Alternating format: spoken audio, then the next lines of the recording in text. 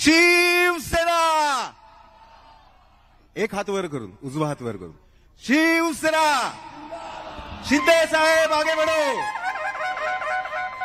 हिंदुराजा सम्राट शिवसेना प्रमुख बाळासाहेब ठाकरे यांचा अरे आवाज कुणाचा? शिंदे साहेब आगे बढ़ो, शिंदे साहेब आगे बढ़ो.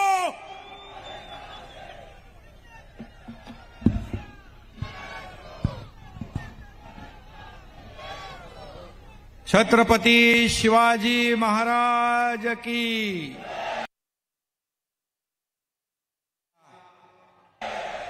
जय. बांधव भगिनी आणि मातानो, आजच्या या विराट सभेला उपस्थित आपण ज्यांना कोकणचा ठाण्याभाग म्हणतो ते आपले शिवसेनेचे नेते रामदास कदम साहेब, शिवसेनेचे ज्येष्ठ नेते गजानन कीर्तिकर साहेब, उद्योग मंत्री उदय सामंतजी, शालेय शिक्षण मंत्री दीपक केसरकरजी, भरत शेठ गोगावले, या मतदारसंघाचे स्थानिक आमदार आणि या सभेचे प्रमुख संयोजक योगेश कदम, सिद्धेश कदम, नरेश मस्के, संजय मोरे, राम पंडागळे, सदानंद चव्हाण, प्रकाश पाटील, विजय चौगुले, पूर्वेश सरनाईक, शीतल मात्रे, सर्व व्यासपीठावरील मान्यवर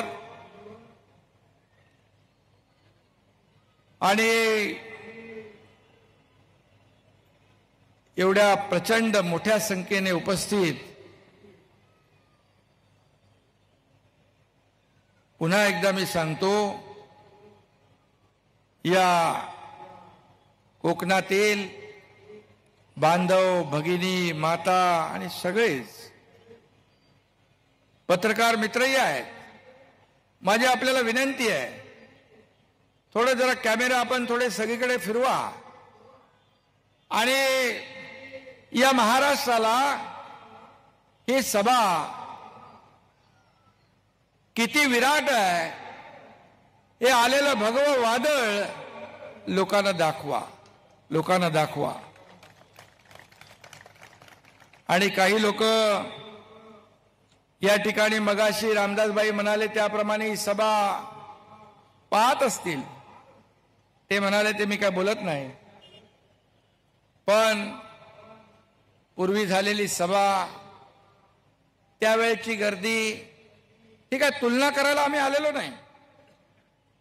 खरं म्हणजे कोकण ही लोकमान्य टिळकांची जन्मभूमी, स्वातंत्र्यवीर सावरकरांची कर्मभूमी, भगवान परशुरामाची पावनभूमी, डॉक्टर बाबासाहेब आंबेडकर, पावा काने, महर्षी धोंडो कर्वे अशा भारत रत्नांची ही पावनभूमी आहे आणि काळकाई देवीचा आशीर्वाद या भूमीला आहे.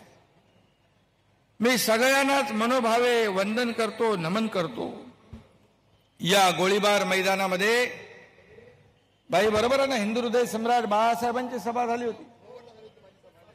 बाळासाहेबांची सभा या मैदानात झाली आणि ती सभा आपणही ऐकली. खऱ्या अर्थाने गेल्या आठवड्यामध्ये एक याच मैदानामध्ये फुसका बार, आपटी बार म्हणतो ना त्याला, आपटी बारही येऊन गेला. मी काय त्यांना उत्तर द्यायला आलेलो नाही, कारण खऱ्या अर्थाने उत्तर आरोप किंवा टीकेला द्यायचं असतं, परंतु तोच थैथयाट, तीस आदळापट, याला काय उत्तर देणार? त्या आणि मुंबईत देखील गेले 6 महिने असा थैथयाट सुरू आहे, अशीच आदळापट सुरू आहे.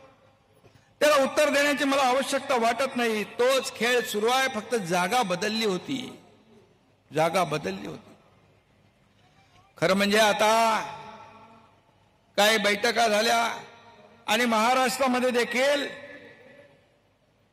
त्यांचे सर्कशीप्रमाणे सगळे राज्यभर शो होणार आहेत.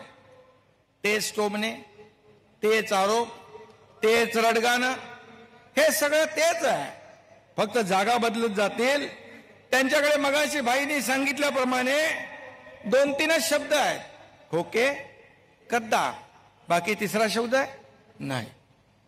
आणि म्हणून या ठिकाणी सत्तेसाठी ज्यांनी हिंदुत्व सोडलं, खरं म्हणजे खऱ्या अर्थाने त्यांच्याबद्दल मला आपल्याला सांगण्याची आवश्यकता नाही. खऱ्या अर्थाने आज जो आपण या ठिकाणी जनसागर पाहतोय, मुंगीला देखील शिरायला वाव नाही. आज येताना भाई मी पाहतोय सगळे रस्ते फुल होते. इकडे माणसं, बाहेर माणसं, समोर माणसं, झाडावर माणसं, बिल्डिंग मध्ये माणसं, सगळीकडे चारी बाजूला ही माणसंच माणसं आहे. हा जनसागर आहे. हा जनसागर आता काही लोकांना वाटत असेल, अरे यांच्या सभेला या कोकणातली एवढी गर्दी कशी झाली? पण कोकणी माणसाने बाळासाहेबांवर प्रेम केलंय, बाळासाहेबांच्या विचारावर प्रेम केलंय आणि बाळासाहेबांनी देखील तुमच्यावर प्रेम केलंय. हे प्रेम आपण आज या सभेतून दाखवून दिलेलं आहे. आम्हाला उत्तर देण्याची आवश्यकता नाही, या सभेनेच तुम्हाला उत्तर दिलेलं आहे. आणि म्हणून आज आपण जर पाहतो की बाळासाहेबांच्या जसा हा कोकणी माणूस पाठी होता, तसाच आज हा कोकणी माणूस बाळासाहेबांच्या विचाराच्या पाठीशी आहे, शिवसेनेच्या पाठीशी आहे आणि धनुष्य बाणाच्या पाठीशी आहे. आणि म्हणून जो विचार आम्ही घेऊन गेलो, जी भूमिका आम्ही घेऊन गेलो, ती बाळासाहेबांचे विचार, हिंदुत्वाची भूमिका. आज मला सांगायला या ठिकाणी अभिमान वाटेल, जसं गजानन कीर्तिकर साहेबांनी सांगितलं, ती लढा क्रांती. या क्रांतीमध्ये कोकणातले या ठिकाणी आपल्याला सांगू इच्छितो आमदार या ठिकाणी दीपक केसरकर, उदय सामंत, भरत गोगावले, योगेश कदम, महेंद्र दळवी, महेंद्र थोरवे, शांताराम मोरे, श्रीनिवास वनगा, विश्वनाथ भोईर, बालाजी किनीकर, प्रताप सरनाईक, मंगेश कुडाळकर, प्रकाश सुर्वे, सदा सरवणकर, यामिनी जाधव, दिलीप मामा लांडे, हे कोकणातले आमदार, शिलेदार, ही किती संख्या आपण पाहिली.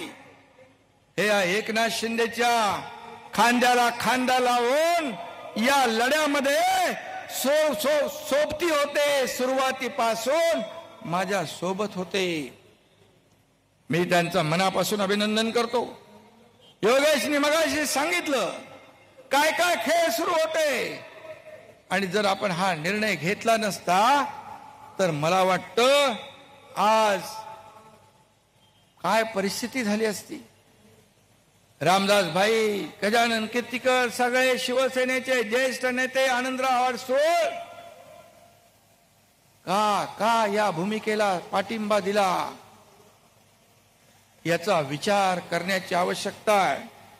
आणि म्हणून कोकणाशी माझं अतिशय जवळचं नातं आहे.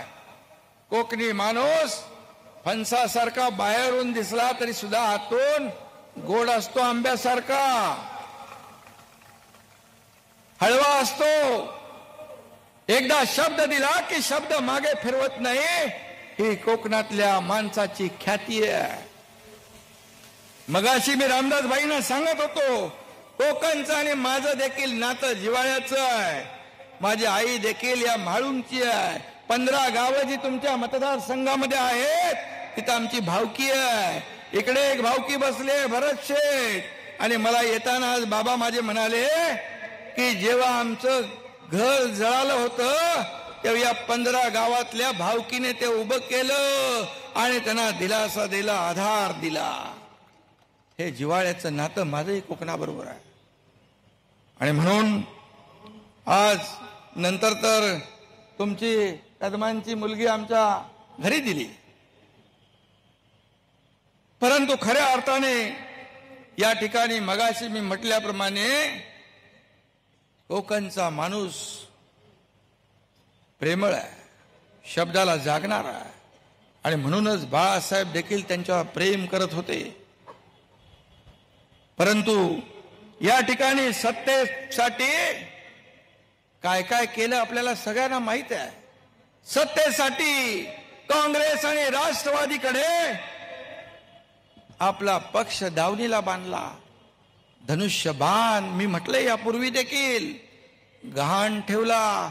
तो आम्ही सोडवण्याचं काम केलं आणि शिवसेना वाचवण्याचं काम केलं.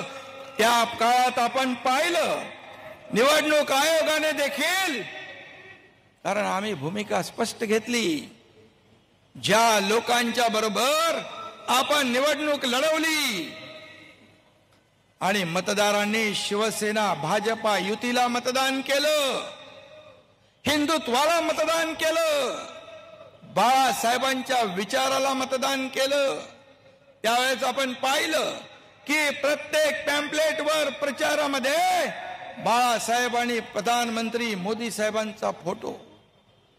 सरकार कुणाबरोबर स्थापन व्हायला पाहिजे ही साधी सोपी गोष्ट आहे. परंतु आम्ही घेतलेली जेव्हा या बाळासाहेबांच्या विचाराशी बेईमानी, गद्दारी, विश्वासघात केला फक्त मुख्यमंत्री पदाच्या खुर्चीसाठी, त्यावेळेस आम्ही भूमिका घेतली. हिंदुत्वाला डाग लावण्याचा प्रयत्न केला, बेईमानी केली, आम्ही तो डाग पुसण्याचं काम केलंय. आणि म्हणूनच एवढा मोठा जनसमुदाय या ठिकाणी उपस्थित आहे. आणि म्हणून निवडणूक आयोगाने देखील आपल्याला म्हणजे तुम्हाला शिवसेना दिली आणि धनुष्यबाण देखील दिला. आणि तो निर्णय म्हणजे आपल्या सगळ्यांना माहित आहे की बाळासाहेब ठाकरे यांचाही आशीर्वाद आपल्या सोबत आहे. म्हणून आता आपल्याला चिंता करण्याची आवश्यकता नाही. खऱ्या अर्थाने या ठिकाणी लाखो शिवसैनिक घामाने श्रमाने इथे रामदासभाई, गजानन कीर्तिकर साहेब असे अनेक नेते, लाखो कार्यकर्त्यांनी शिवसेना मोठी केली, वाढवली. बाळासाहेबांचे विचार घराघरात पोहोचवण्याचं काम केलं, या सर्व नेत्यांनी केलं.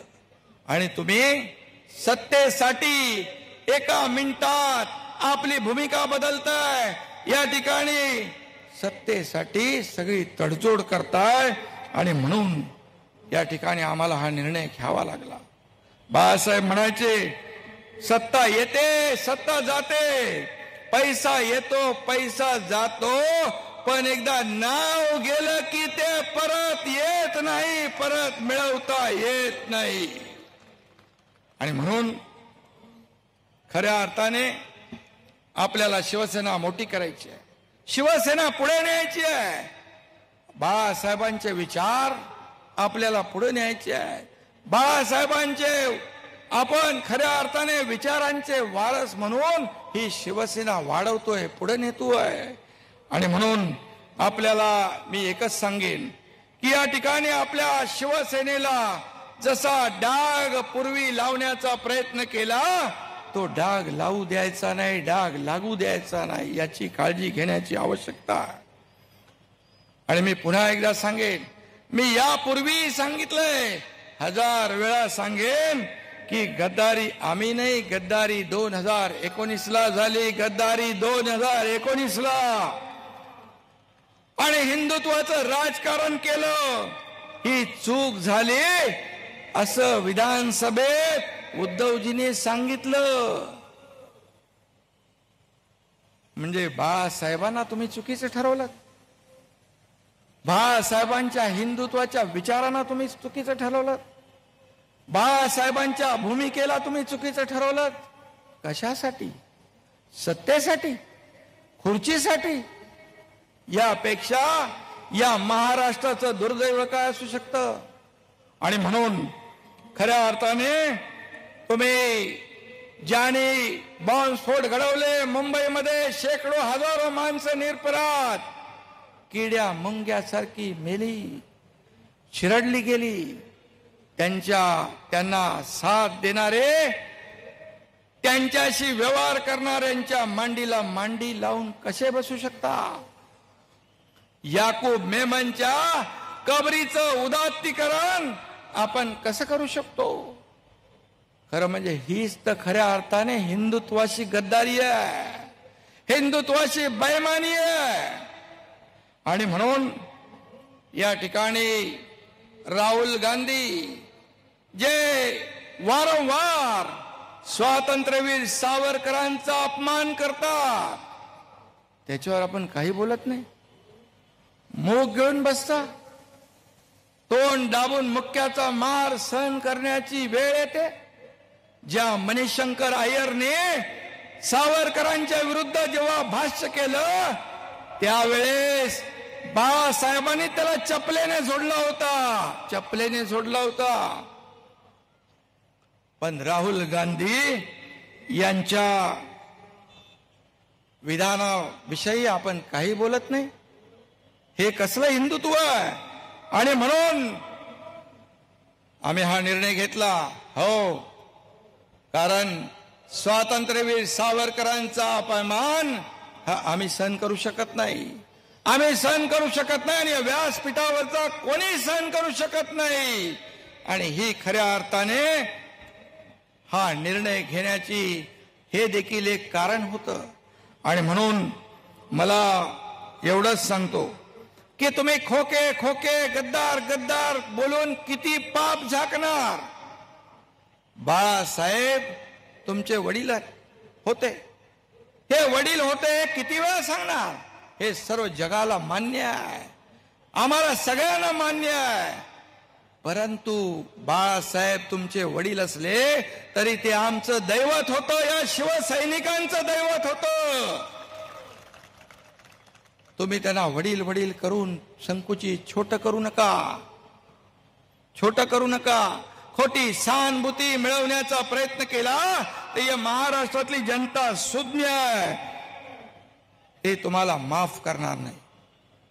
आणि म्हणून मी आपल्यालाच विचारतोय, आपल्यालाच माझा सवाल आहे की 70 वर्ष या देशाची लूट करणाऱ्या आपण टोळी बरोबर आहात की या देशातलं काश्मीर मधलं 370 कलम हटवणाऱ्या देशभक्तांबरोबर आहात? त्याचबरोबर भारताचे तुकडे करायला निघालेल्या त्या तुकडे गँग बरोबर आपण आहोत की काश्मीर हा भारताचा अविभाज्य भाग आहे आणि त्याच्याकडे वाकड्या नजरेने पाहणाऱ्यांची जागा दाखवणाऱ्या बरोबर आहात? आणि त्याचबरोबर देशावर घराणेशाही लादणाऱ्या लोकांबरोबर आपण आहोत की कोणताही मोह नसलेल्या देशासाठी 12 महिने 24 तास काम करणाऱ्या देशभक्त राष्ट्रभक्त या प्रधानमंत्री मोदी साहेबांच्या बरोबर आहात? हा विचार करण्याची आवश्यकता आहे. आणि त्याचबरोबर परदेशामध्ये या देशाची बदनामी करणारे राहुल गांधी यांना पंतप्रधान करायला निघालेल्या लोकांच्या बरोबर आपण जाणार आहोत. बाळासाहेबांनी ज्यांना नेहमी दूर ठेवलं, बाळासाहेबांनी कधी त्याला आपल्या वाऱ्याला जवळ उभं केलं नाही. त्यांची मला वाटतं व्हिडिओ क्लिपही बाळासाहेबांची आपण पाहिली असेल. अशा लोकांना आपण जवळ करणार? बिलकुल नाही. आम्हाला सगळ्यांना आपल्याला एकच काम करायचं आहे की या ठिकाणी बाळासाहेब म्हणायचे, मला एक दिवस या देशाचा पंतप्रधान करा, मी एक दिवस पंतप्रधान करा, या देशातलं 370 कलम मी हटवतो. राम मंदिर बांधण्याचं स्वप्न बाळासाहेबांचं होतं. आज राम मंदिर पण उभं राहतंय आणि मोदी साहेबांच्या मार्गदर्शनाखाली गृहमंत्री अमित शाह साहेबांनी 370 कलम पण हटवून दाखवलं. म्हणजे बाळासाहेबांचं स्वप्न कोणी पूर्ण केलं. आणि मग आम्ही जो निर्णय घेतला, 50 लोकांनी, या देशभक्त ज्यांनी या देशासाठी अनेक निर्णय घेतले, त्यांच्या बरोबर जाण्याचा मग तो चूक आहे का बरोबर आहे तुम्ही सांगा. आणि म्हणून आम्ही निर्णय घेतला. आणि म्हणून या राज्यामध्ये किंबहुना या राज्याच्या बाहेर देखील हा एकनाथ शिंदे जिथं जिथं जातोय तिथे तिथे हजारो लोक त्या ठिकाणी प्रेमाने आशीर्वाद द्यायला उभे असतात. आणि म्हणून आपण भूमिका जी घेतली, ही भूमिका देश हिताची, राज्याच्या हिताची, सर्वसामान्य माणसाच्या मनातली भूमिका आपण घेतली. आणि म्हणूनच तुम्ही एवढं मैदान तुडुंब ओसंडून वाहतंय. राहुल गांधींच्या भारत जोडो या यात्रेमध्ये, भारत जोडो नाही, त्यांची यात्रा वेगळीच होती. या यात्रेमध्ये काही सामील होत आहेत, गळ्यात गळे घालतायत, गळा भेट करतात. आणि तिकडे काश्मीरमध्ये तिरंगा फडकवला म्हणून मोठ्या दिमागात आयटीत सांगताय. अरे पण 370 कलम मोदीजीने हटवलं नसतं तर तुम्ही धाडस केलं असतं का, हा देखील विचार करण्याची आवश्यकता आहे. आणि म्हणून ज्यांनी ज्यांनी ज्यांनी बाळासाहेबांनी जे सांगितलं की हे या काँग्रेसने देशाचा सत्यानाश केला, या देशाला लुटलंय, यांना कधी जवळ करू नका. मगाशी त्याच्यामध्ये भाईनी सांगितलं की या काँग्रेसने देशाला लुटले, जेव्हा माझी काँग्रेस करण्याची वेळ येईल तेव्हा मी शिवसेने नावाचं दुकान बंद करीन. हे बाळासाहेबांचे शब्द आहेत, आमचे नाहीत. हा बाळासाहेबांचा विचार, ही बाळासाहेबांची भूमिका. मग तुम्ही सांगताय ना की बाळासाहेबांचे आम्ही वारसदार आहोत, तुम्ही संपत्तीचे वारसदार आहात, पण विचारांचा वारसा तुम्ही सोडलाय. तुमची संपत्ती तुमच्याकडे असू द्या, आम्हाला संपत्तीचा मोह नाही. तुमची संपत्ती आम्हाला नको, आम्हाला बाळासाहेबांचे विचार हीच आमची संपत्ती आहे, हीच आमची संपत्ती आहे. मी सुरुवातीला सांगितलं, पत्रकारांना मला विचारलं, तुम्हाला आता शिवसेना भेटली, शिवसेना मिळाली, नाव मिळालं, धनुष्यबाण मिळालं, तुम्ही त्यांच्या प्रॉपर्टीवर, संपत्तीवर दावा करणार का? म्हणाला बिलकुल नाही. अरे बाळासाहेबांचे विचार हेच आमची संपत्ती आहे, हेच आमचं ऐश्वर्य आहे. आणि ज्या बाळासाहेबांनी काँग्रेस राष्ट्रवादीला दूर ठेवलं, त्यांच्याबद्दल काय काय वाक्य त्यांनी भाष्य केले, त्यांची काय भूमिका होती, ही आपण पाहिली, आपल्याला माहित आहे. पण अशा काँग्रेसच्या राहुल गांधीला तुम्ही या देशाचे पंतप्रधान करायला निघालात, जो त्या पक्षाचा अध्यक्ष होण्याची ज्याची म्हणजे जबाबदारी घेऊ शकत नाही,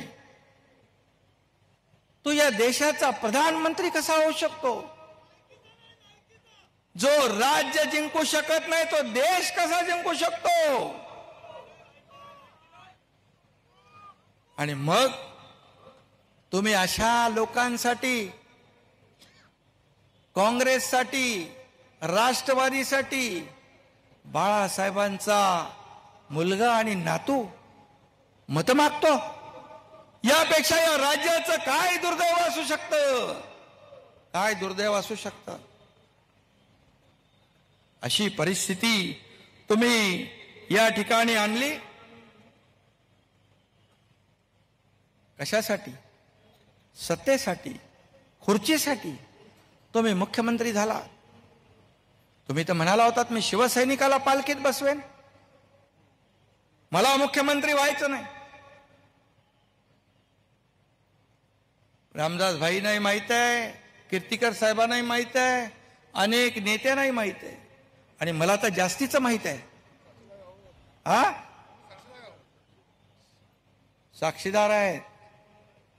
तुम्ही म्हणालात मला नाही व्हायचं, मला नाही व्हायचं. मग म्हणालात पवार साहेबांनी सांगितलं तुम्हालाच व्हायला लागेल. पण या प्रक्रियेमध्ये हे लपून राहत नाही. या प्रक्रियेमध्ये जे जे लोक होते ते सगळे माझ्या बरोबर परिचित होते. तुम्हाला सत्तेचा मोह झाला, तुम्हाला सत्तेची खुर्चीची भुरळ पडली आणि तुम्ही वदवून घेतलं. झाला, ठीक आहे, आनंद आहे. पण तुम्ही जेव्हा हिंदुत्वाच्या बद्दल मूग गिळून गप्प बसायला लागला, अनेक विषय आले. सेक्युलरचा विषय आला, सावरकरांचा विषय आला, दाऊदचा विषय आला. हिंदुत्वाचे जेव्हा जेव्हा विषय आले तेव्हा तुम्ही भूमिका बदलायला लागलात. तुम्हाला हिंदू हृदय सम्राट बाळासाहेब ठाकरे म्हणायला देखील आपली जीभ कचरू लागली. यापेक्षा काय दुर्दैव असू शकतं, यापेक्षा दुसरं काय असू शकतं. आणि व्हिडिओमध्ये आपण पाहिलंय सोनिया गांधी काँग्रेसच्या बद्दल तुमचं काय मत होतं, पवार साहेबांच्या बद्दल तुमचं काय मत होतं. जेव्हा पवार साहेब कृषी मंत्री होते तेव्हा तुम्हीच म्हणाला होतात कृषी मंत्री म्हणून यांनी काय दिवे लावले. मग 2019च्या निवडणुकीनंतर काय दिवे लागले. तुमच्या डोक्यामध्ये त्यांनी सत्तेचा, मुख्यमंत्री पदाचा बल पेटवला आणि सगळंच बिघडलं. सगळे वाईट होते ते चांगले झाले, सगळं विसरून गेला. अशोक चव्हाण हे मुख्यमंत्री असताना तुम्हीच म्हणालात की त्यांनी शेण खाल्लं. तुमचेच शब्द आहेत, आमचे नाही. मग आता तुम्ही त्यांच्या पंक्तीमध्ये बसून तुम्ही काय खाताय सांगा. म्हणून जेव्हा बोलत असताना त्या ठिकाणी पाहिलं, काल परवाच आपण सगळ्यांनी पाहिलं मीडियावर बाईट देताना आपण पाहिलं कोण कोणाला डोळा मारत होता ते बघितलं ना. म्हणजे याने अजितदादांनीच मारला ना. हे सगळं काय चाललंय, खेळ, थट्टा, मस्करी, गळ्यात गळा जे घालतायत ते उद्या तुमचा कधी गळा दाबतील हे देखील कळणार नाही. त्यांचा पूर्व इतिहास तपासून बघा. आणि म्हणून आम्हाला तुम्ही मिंदे म्हणताय. 2019 मिंदे सरकार, मिंदे गट.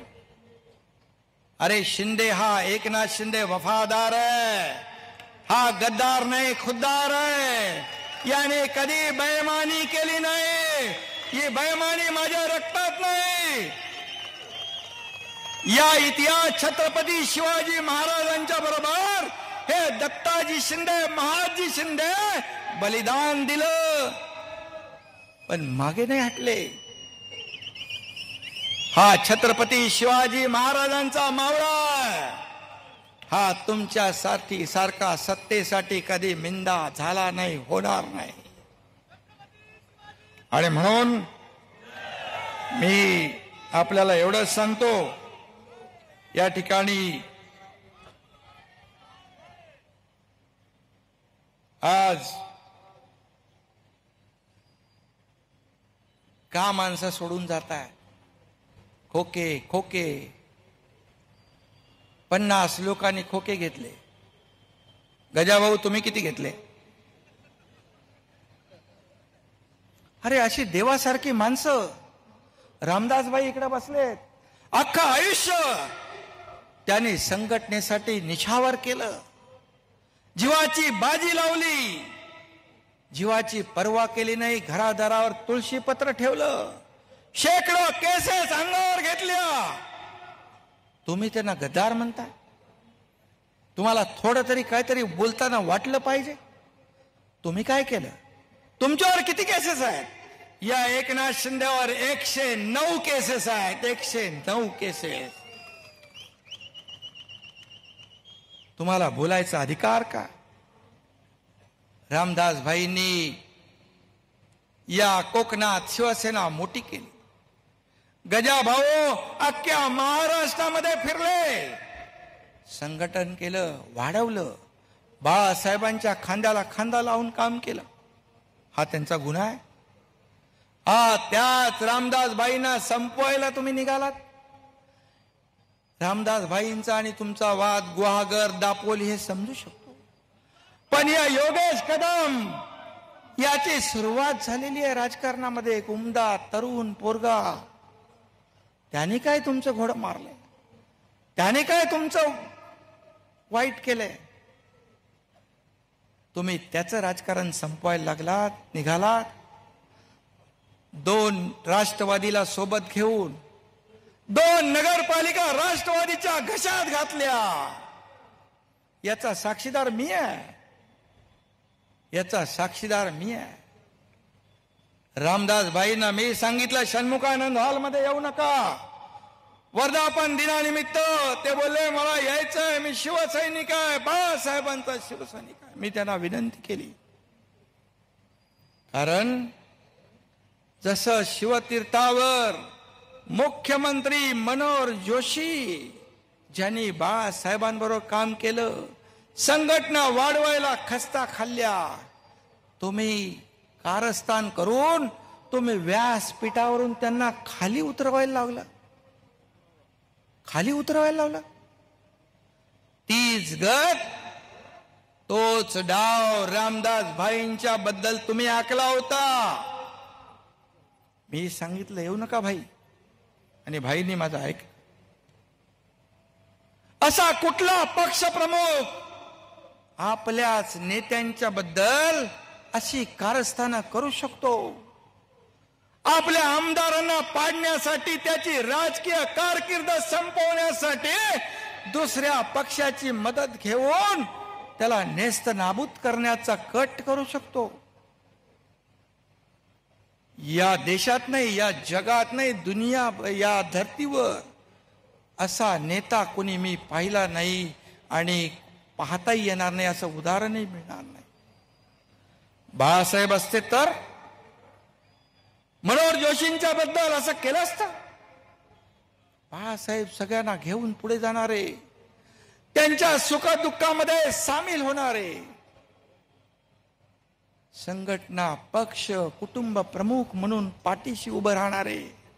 मला आठवतंय धर्मवीर आनंद दिघे साहेब जेव्हा जेलमध्ये होते, तुरुंगात होते, त्यावेळेस बाळासाहेबांनी त्यांना बाहेर तुरुंगातून आणण्यासाठी वैयक्तिक शब्द टाकला, माझं काही काम करू नको, पण हे माझं काम आनंद दिघेला मला मदत कर. हे बाळासाहेब, कार्यकर्त्याला मोठं करणारे, कार्यकर्त्याला पुढे नेणारे, संघटना वाढीसाठी जो जो खस्ता खातो त्याच्या पाठीशी खंबीरपणे उभे राहणारे बाळासाहेब. तुम्ही तर कार्यकर्त्यांना संपवायला निघाले. असा पक्ष मोठा होऊ शकत नाही. जे कार्यकर्ते जेव्हा मोठे होतात तेव्हाच पक्ष मोठा होतो. तुम्हाला का भीती वाटते? एखादा मोठा कार्यकर्ता व्हायला लागला की त्यांची पोटदुखी सुरू होते, भीती होते, त्याचं खच्चीकरण सुरू होतं, जसं रामदास भाईंच्या बद्दल केलं. यापूर्वी देखील अनेक उदाहरणं बघा. राज ठाकरे साहेबांपासून आपण घ्या, काय मागत होते ते म्हणत होते जिथं शिवसेना नाही, जिथं शिवसेना कमजोर आहे तो भाग मला द्या, मी शिवसेना वाढवतोय, मोठी करतो. नारायण राणे असतील, काय त्यांचा गुन्हा आहे? राज साहेबांनी काय मागितलं होतं याच्याही आम्ही लोक सगळे साक्षीदार आहोत. आता तर आम्हाला भेटतात, सगळे बोलतात. पूर्वी आम्हाला थोडंसं बंधन होतं, आता आम्ही मोकळे आहोत. सगळे विचाराचं आदान प्रदान होतं.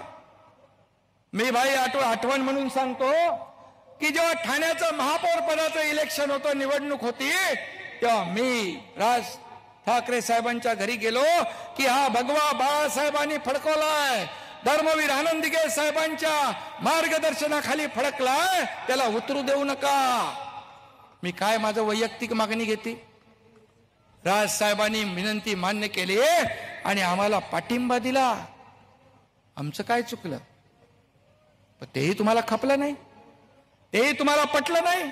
शेवटी बाळासाहेबांनी सांगितलं, अरे या एकनाथनी स्वतःसाठी गेला नाही, तो ठाण्याचा भगवा उतरू नये म्हणून गेला.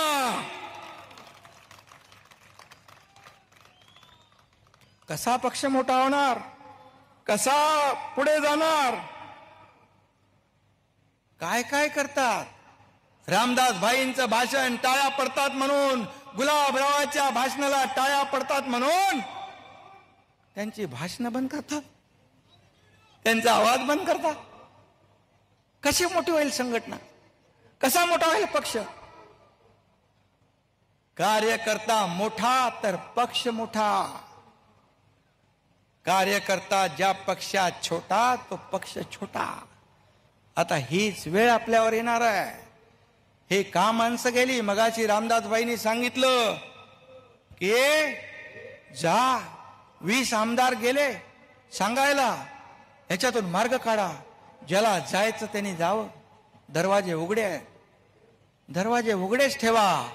सगळे जातील, तुम्हीच फक्त राहाल. हम दो हमारे दो.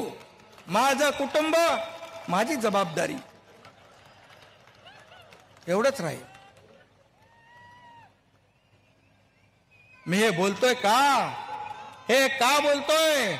हे भोगलंय, मी भोगलंय, या सगळ्यांनी भोगलंय, या सगळ्यांनी सहन केलंय, म्हणून मी बोलतोय.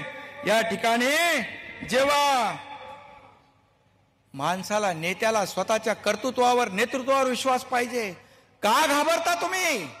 किती माणसं घालवले राज साहेबांपासून, नारायण राणेपासून, गणेश नाईपासून, किती लोक, किती लोक. रामदास भाईंना तर तुम्ही, मलाही तुम्ही, सगळ्या गोष्टी.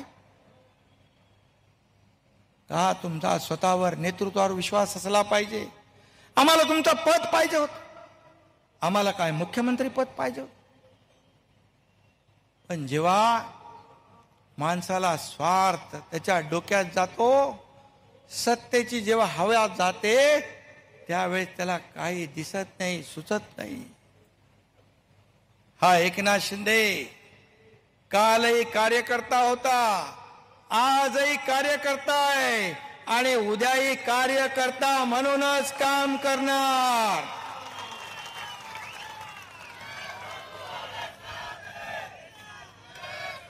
वर्षावर माझ्याकडे माणसं येतात, वर्षावर. अरे राज्यातली मला घरी भेटतात, वर्षावर भेटतात, मंत्रालयात भेटतात.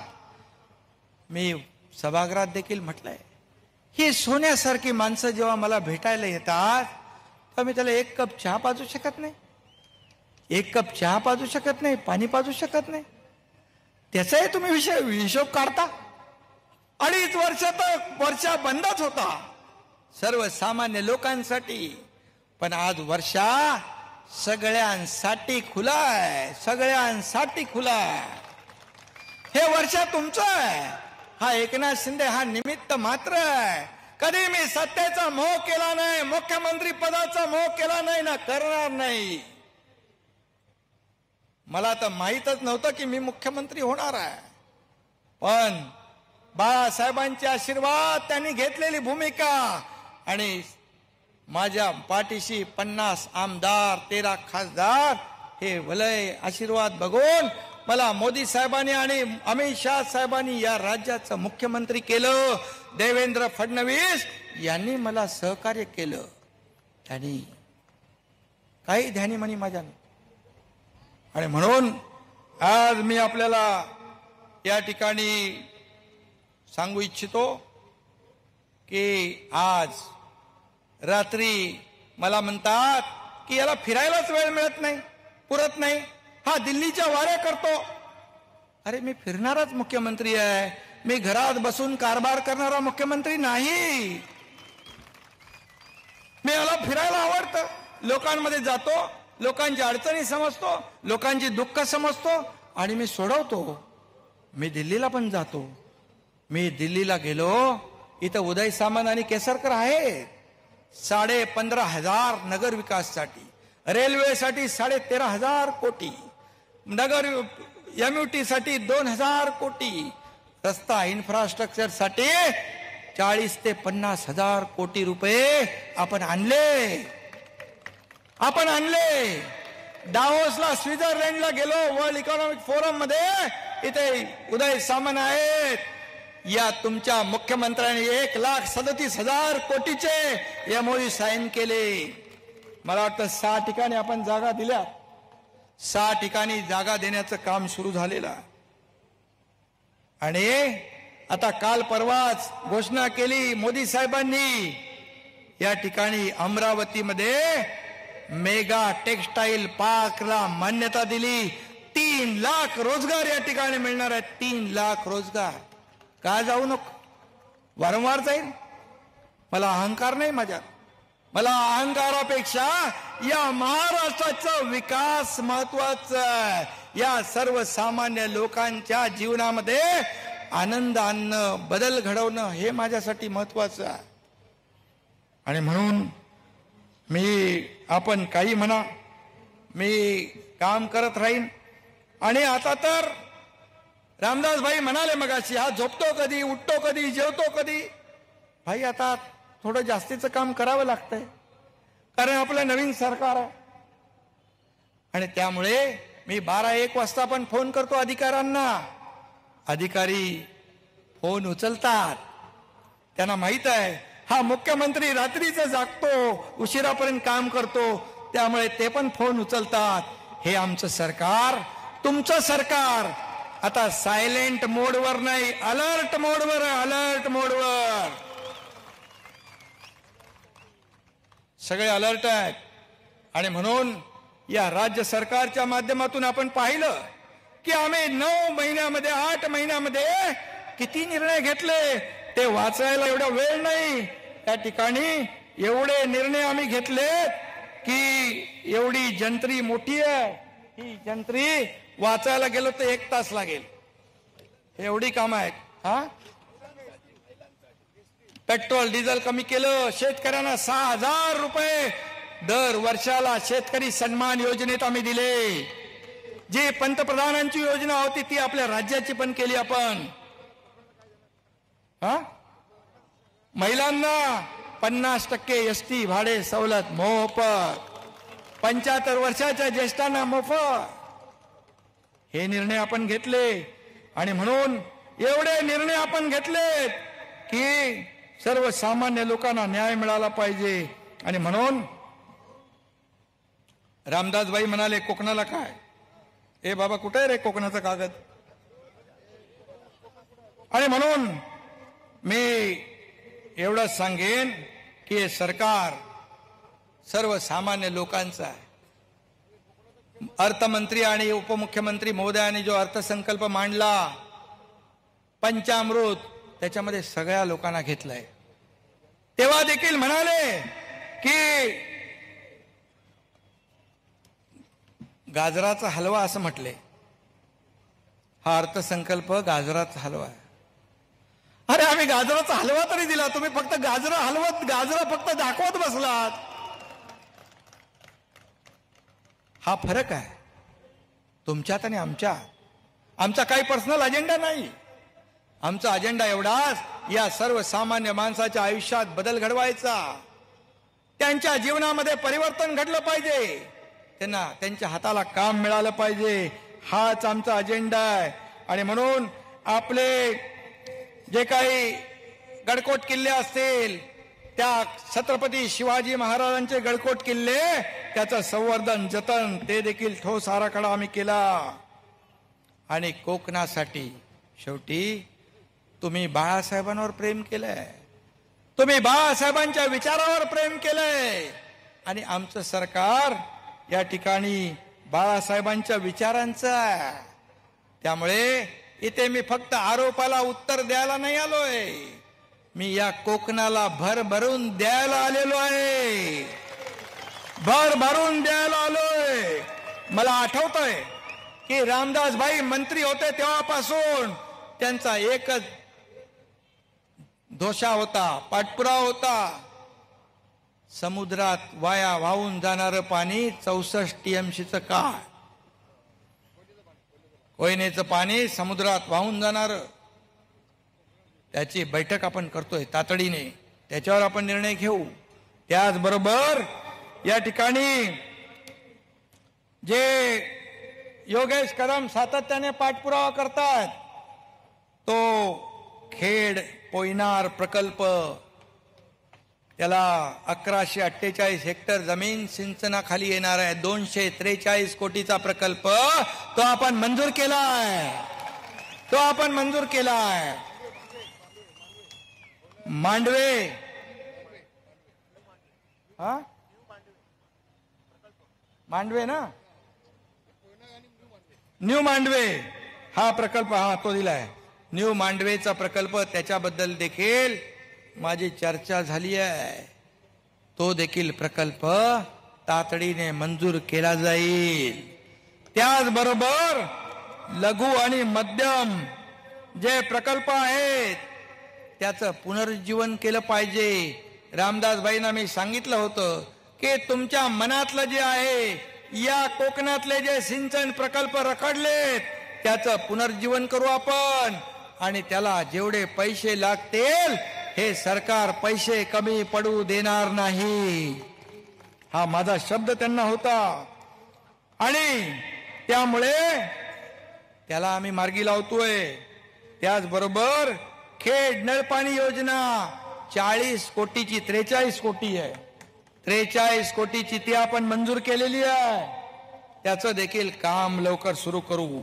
त्याचबरोबर मरीन पार्क, जसं आपण सांगितलं मरीन पार्क, तो आपण मंजूर करतोय, कारण शेवटी या कोकणामध्ये ही सगळं आहे, पोटेन्शियल आहे, स्कोप आहे, सगळं आहे. हा हरणाला करतोय, बरोबर. क्रीडा संकुल 20 कोटी, हुतात्मा अनंत काणेरे स्मारक 35 लाख, साने गुरुजी स्मारक 35 लाख, आंबडवे गावचं डॉक्टर बाबासाहेब आंबेडकर स्मारक 2 कोटी, कुणबी भवन 2 कोटी, अल्पसंख्याक सामाजिक भवन 2 कोटी रुपये. याला भाई आज मी मान्यता देतोय ते. आणि त्याचबरोबर आम्ही निर्णय घेतलाय, कोकणामध्ये पर्यटन वाढलं पाहिजे. या काजू प्रक्रिया, आंबा प्रक्रिया केंद्र उभी राहिली पाहिजेत. यासाठी काजू बोंडापासून देखील बाय प्रोडक्ट जे आहेत ते करण्यासाठी, त्याच्या प्रक्रिया करण्यासाठी भाई 4 वर्षासाठी 1375 कोटी रुपयांचा आपण तरतूद केली आहे. आंबा प्रक्रियासाठी देखील आपण तरतूद केली आहे. सिंधुदुर्गात, मालवण, वेंगुर्ला येथे काजू आंबा मार्केटिंग आणि ब्रँडिंग याला देखील आपण प्रोत्साहन देतोय. त्याचबरोबर या ठिकाणी गेल्या काही वर्षामध्ये जे काही चक्रीवादळ येत आहे त्यासाठी जे विद्युत पोल वरच्या ओव्हरहेड लाईन तुटून पडतात, शेतकऱ्यांचं नुकसान होतंय, त्यासाठी देखील भाई 2000 कोटीची आपण तरतूद केले मुदत पुनर्वसन मधून. आणि त्याचबरोबर या कोकणामध्ये पेनजवळ जी न्यू एनर्जी प्रकल्प आहे 4200 कोटी रुपयाची गुंतवणूक तिकडे होती आहे. आणि म्हणून त्याचबरोबर इथे मच्छीमार बांधव आहेत, या मच्छीमार बांधवांना दिलासा देण्यासाठी देखील या सरकारने मोठा निर्णय घेतलाय. खरं म्हणजे काही देश पर्यटनावर चालतात, आपल्या गोव्यामध्ये पर्यटनाला संधी आहे, वाव आहे, पण आपला जो नॅशनल हायवे जो आहे मुंबई गोवा तो बऱ्याच वर्षापासून रखडला होता.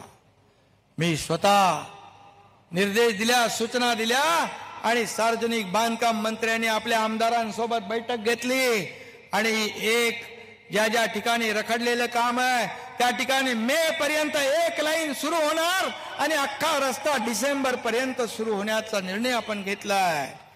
आणि त्याचबरोबर जसं हिंदू हृदय सम्राट बाळासाहेब ठाकरे नागपूर मुंबई समृद्धी महामार्ग केला, आपण मुंबई पुणे हायवे केला, तसाच मुंबई सिंधुदुर्ग गोवा पर्यंत ग्रीन फील्ड ऍक्सेस कंट्रोल रस्ता आपण करतोय.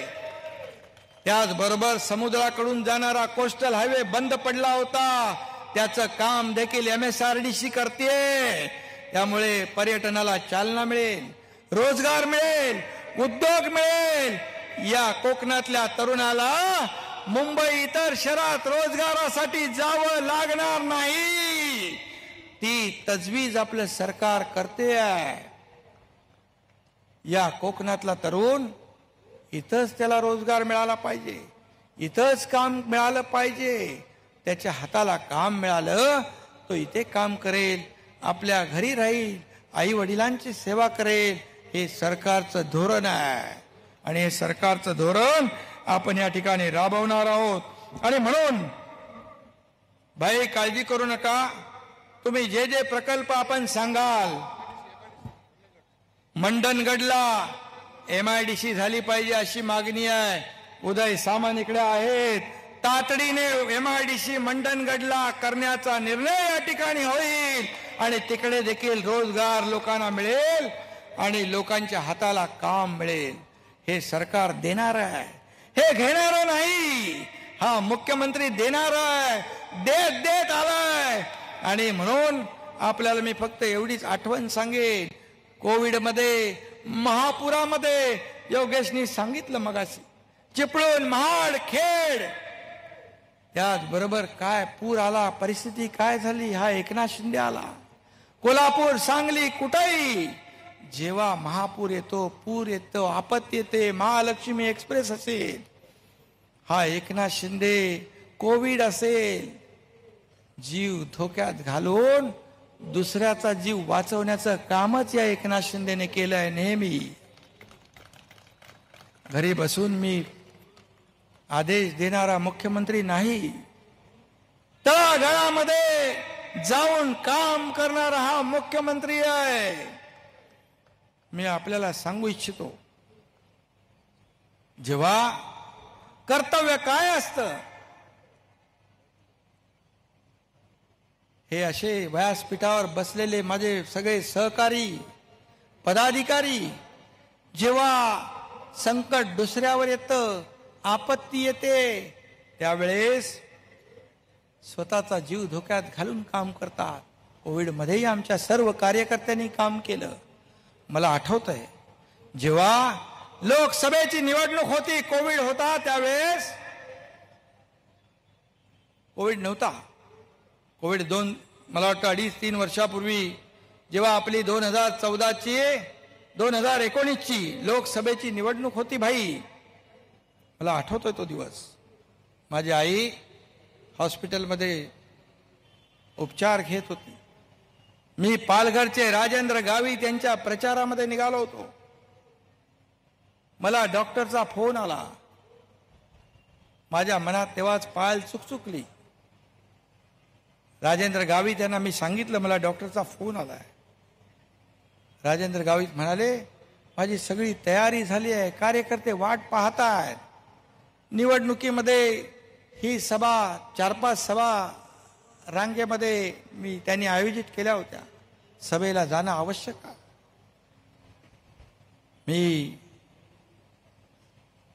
मला माहीत असताना देखील मी डॉक्टरला सांगितलं मी संध्याकाळी येतो. जवळपास आई गेली होती, पण मी राजेंद्र गावी त्याची सभा सोडून परत आलो नाही. त्याची सभा पूर्ण करून हॉस्पिटलमध्ये पोहोचलो. असं काम केलं, हा आमचा गुन्हा आहे? हे कर्तव्य पार पाडलं, हे आमचा गुन्हा आहे?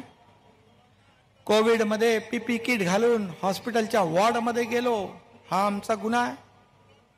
जेव्हा रेमडेसिवीर इंजेक्शन नव्हतं ते मिळवलं, हा आमचा गुन्हा आहे? ठाण्याच्या हॉस्पिटलमध्ये 450 पेशंट ऍडमिट होते. रात्री 1:30 वाजता मला फोन आला, ऑक्सिजन 1 तासात संपतंय. 450 पेशंटचा जीव धोक्यात होता. लिंडे कंपनी तळोजातली, मी त्या ठिकाणी माणसं पाठवली, पोलीस पाठवले, तो टँकर त्या हॉस्पिटलमध्ये वळवला. 450 लोकांचे प्राण वाचले. हा माझा गुन्हा आहे? घरात बसून आदेश देण्याचं काम आम्ही केलं नाही. रस्त्यावर उतरून लोकांना मदत केली. या एकनाथ शिंदेला 2दा करोना झाला, पण मी मागे हटलो नाही. हा आमचा गुन्हा आहे? तुम्ही आम्हाला गद्दार म्हणता, तुम्ही आम्हाला खोके म्हणता. काय मला त्याच्यावर काही, मी कधीही आरोपाला आरोपाने उत्तर देत नाही. पण माझ्याकडे बरंच काही आहे, माझ्याकडे खूप काही आहे, पण मी ते बोलू इच्छित नाही. याचा अर्थ मला काही माहीत नाही हे कुणी समजण्याची आवश्यकता नाही. सहन करण्याची देखील एक मर्यादा असते. सहन करण्याच्या पलीकडे माणूस गेल्यानंतर ते सगळ्या मर्यादांनी बांध सगळे तुटून जातात. ती वेळ फक्त आमच्यावर आणू नका, एवढंच मी या प्रसंगी सांगतो. आणि रामदास भाई इकडे आहेत, कोकणातले सर्व लोक इकडे आहेत. या कोकणाने शिवसेनेवर, बाळासाहेबांवर, सगळ्यांवर प्रेम केलंय. आणि आज या एकनाथ शिंदे आणि आमच्या सर्व लोकांवर तुम्ही प्रेम दाखवून दिलंय. बाळासाहेबांनी जसं तुम्हाला सांभाळलं, तुम्हाला बाळासाहेबांनी जसं प्रेम दिलं, तसंच हा एकनाथ शिंदेची पण जबाबदारी आहे. तुम्हाला वाऱ्यावर सोडलं जाणार नाही. या कोकणाकडे विशेष लक्ष दिलं जाईल. MMRDAच्या धर्तीवर एक मोठं प्राधिकरण करण्याचा देखील आम्ही निर्णय घेतलेला आहे.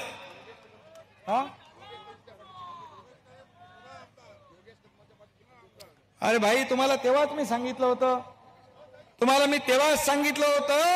हा योगेश कदम हा कार्यकर्ता, काम करणारा बाळासाहेबांचा कार्यकर्ता आहे.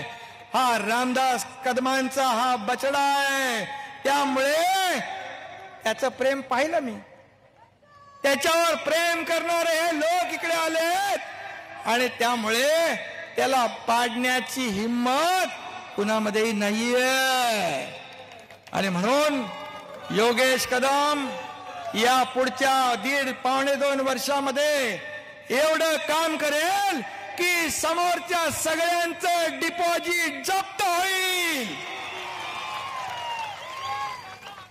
आणि मी रामदास भाईंना आधीच सांगितलं होतं की योगेश कदमची चिंता तुम्ही करू नका.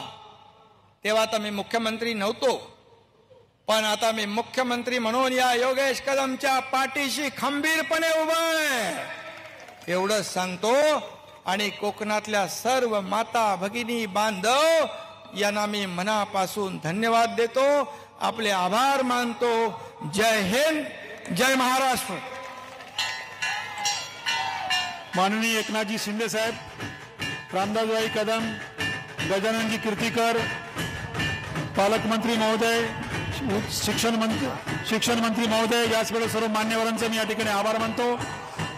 शिंदे साहेबांवरती, भाईंवरती आणि योगेशदादावरती प्रेम करणाऱ्या सर्व मोठ्या संख्येने या ठिकाणी उपस्थित सर्व शिवसैनिकांचे या ठिकाणी आभार मानतो. सर्व शासकीय यंत्रणेचे, इलेक्ट्रॉनिक मीडिया आणि प्रिंट मीडिया आणि ही सभा यशस्वी करण्यासाठी ज्यांनी म्हणून मेहनत घेतली त्या सर्व पदाधिकाऱ्यांचे या ठिकाणी मनापासून आभार मानून या ठिकाणी राष्ट्रगीतानं ही सभा संपली.